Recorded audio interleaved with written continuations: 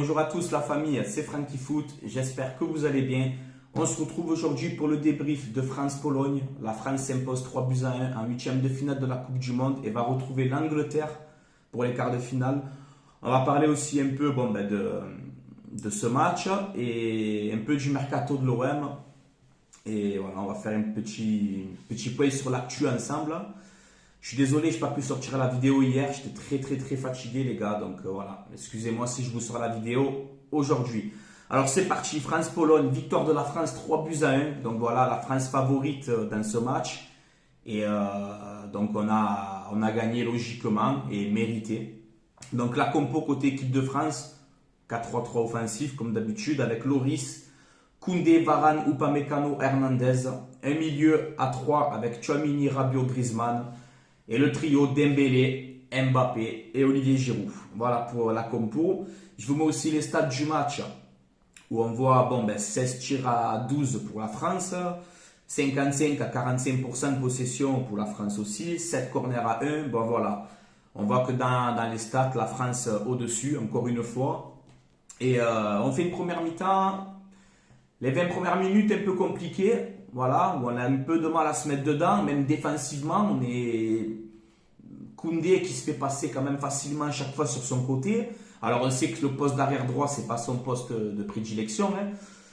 Mais voilà, Koundé c'était un peu le point faible dans cette première mi-temps. Alors on met 20 minutes à se mettre dedans, ensuite on commence à prendre le jeu à notre compte et on arrive à ouvrir le score. Juste avant la mi-temps, ce but d'Olivier Giroud, cette combinaison avec Kylian Mbappé, magnifique. Cette combinaison, ce jeu à deux là qu'ils ont fait.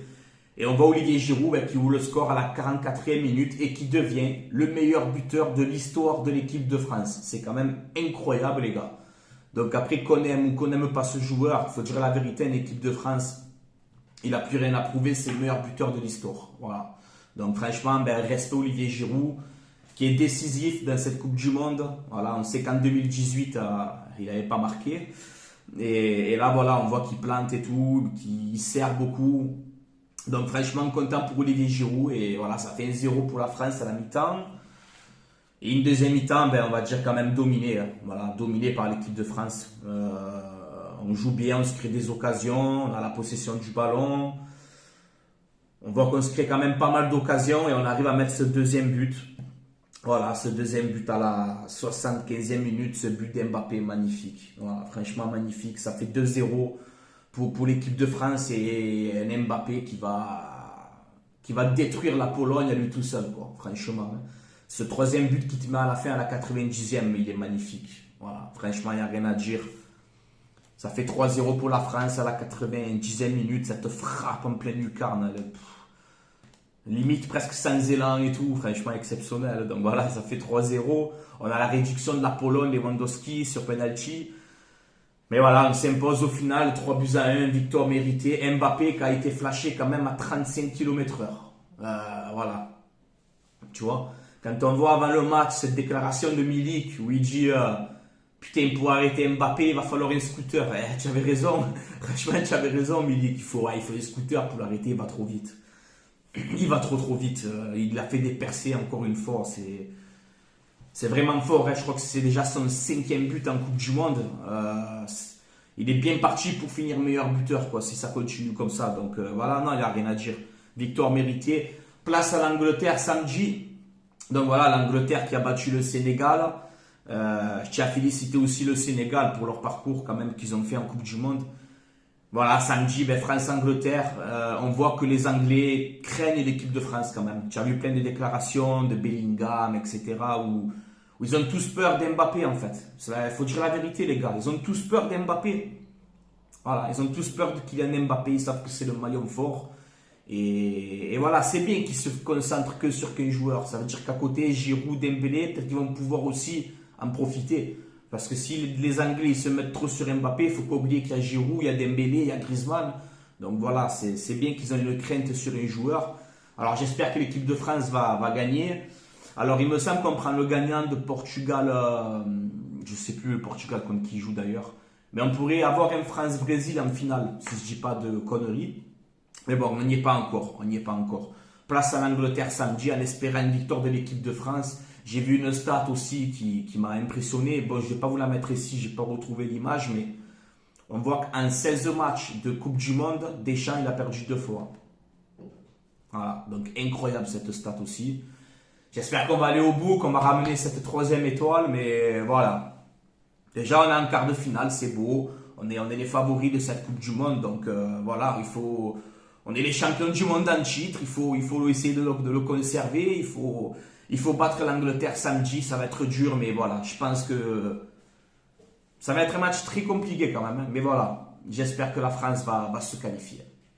Voilà les gars, on va parler maintenant vite fait du mercato de l'OM où il y a un rebondissement total dans le dossier Luis Suarez. Voilà, ça a capoté. Normalement, il ne va pas signer à Almeria. On ne comprend plus rien dans ce transfert. Encore une fois, c'est encore louche. Je ne sais pas, les gens, ils n'arrivent pas à s'arranger, à trouver leur compte apparemment. Je ne sais pas, mais Suarez, finalement, n'ira pas à Almeria, ce que j'ai entendu. Donc voilà, le deal qui tombe à l'eau. Incroyable. On a Gerson qui est de retour. Ouais, ça y est, il est revenu.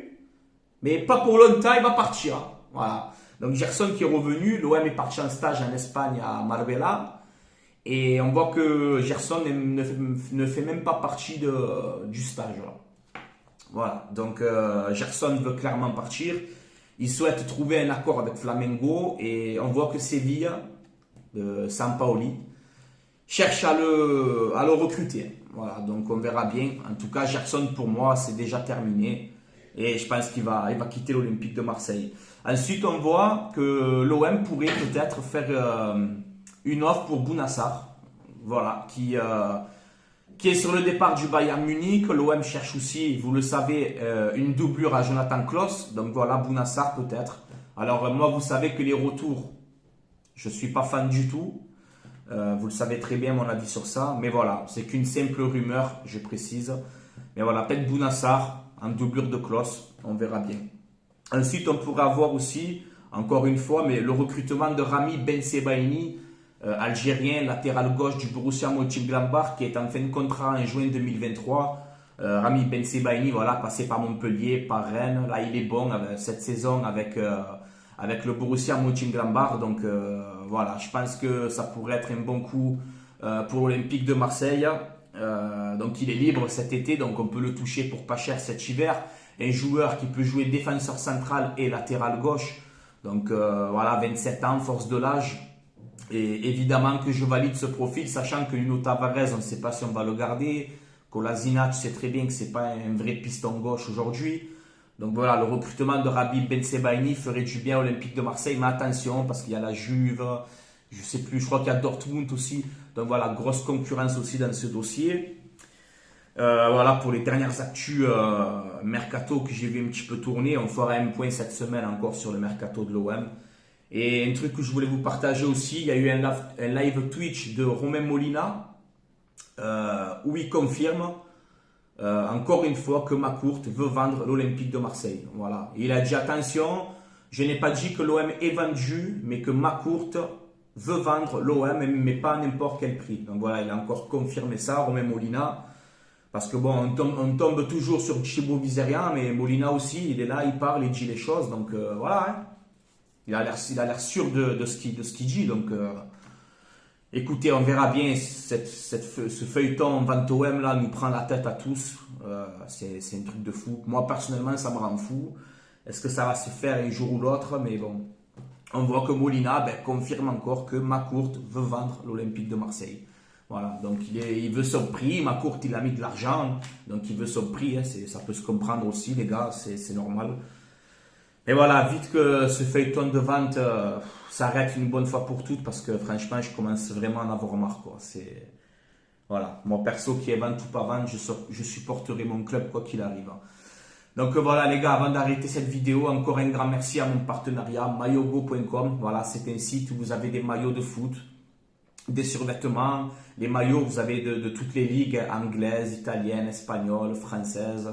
Vous avez les maillots de la Coupe du Monde, comme celui-là de l'équipe de France qui est magnifique. J'espère qu'on aura une 3e étoile ici.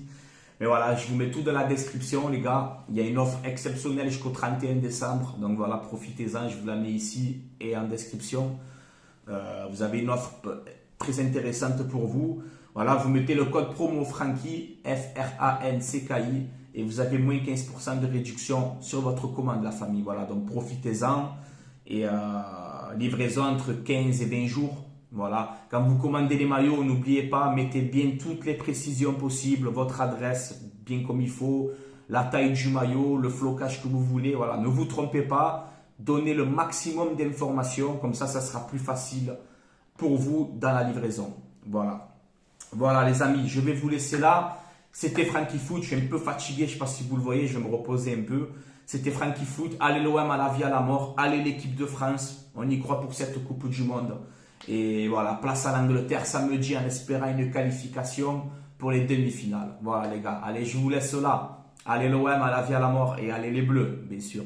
Ciao ciao et bonne soirée tout le monde.